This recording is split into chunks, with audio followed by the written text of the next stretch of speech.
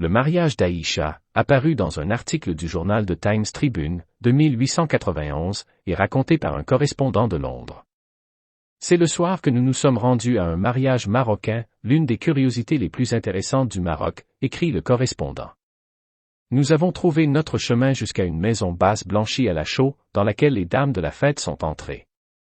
Les messieurs ont dû rester à l'extérieur, et nous nous sommes retrouvés dans un court passage menant au patio, une boule carrée autour de laquelle les chambres sont construites. Le patio était bondé de femmes accroupies sur le sol, certaines sirotant du thé, ou mangeant des gâteaux sucrés, et les musiciens chantent. En les traversant, nous sommes entrés dans la pièce où la mariée était assise. Elle était entourée de ses amis et de ses proches, dont beaucoup tenaient de longues bougies allumées. Les femmes étaient élégamment vêtues, et avaient le visage et les yeux très peints. La pièce était longue et étroite, ses plafonds ont été peints dans des couleurs brillantes, et les murs blanchis à la chaux pour environ 6 pieds, avec un beau dado, de velours cramoisi dans les panneaux, chaque panneau étant un arc mauresque, en broche verte avec des broderies d'or.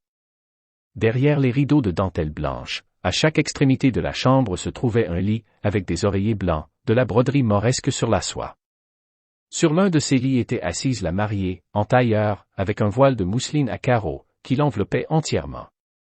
Son visage présentait l'aspect le plus extraordinaire, étant peint en blanc avec un délicat motif en bleu pâle, jaune et noir sur une tache de cramoisi à 3 coins, sur chaque joue et menton.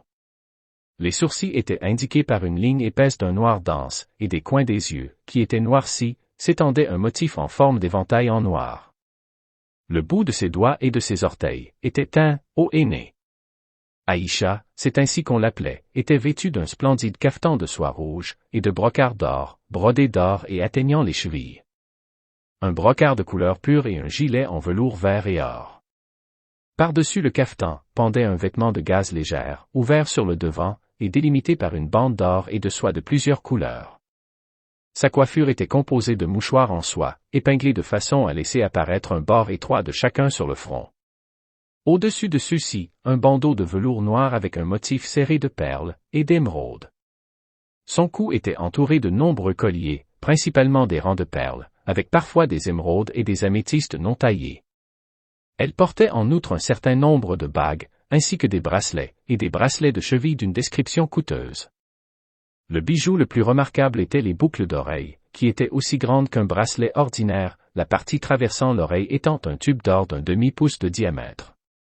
Pendant que nous la regardions, nous avons entendu un cri dans le patio, qui a été rapidement repris par les femmes dans la chambre nuptiale. Le voile de la mariée est immédiatement tombé, et les femmes ont revêtu leur long châle de laine blanche. La raison de cette agitation était l'entrée du frère d'Aïcha, un grand homme en djellaba bleu foncé, et un turban blanc. Il s'est assis sur le lit en face de sa sœur, et celle-ci, passant ses bras autour de son cou, a été transportée à dos d'âne dans le patio. Les femmes étaient rassemblées autour d'une curieuse boîte en bois, enveloppée d'habits de mariée. Sur un côté se trouvait une ouverture, où l'homme s'agenouillait. La mariée grimpait par-dessus sa tête et entrait dans la boîte. Des draperies sont jetées par-dessus l'ouverture, Aïcha est hissée sur une mule à la porte de la maison.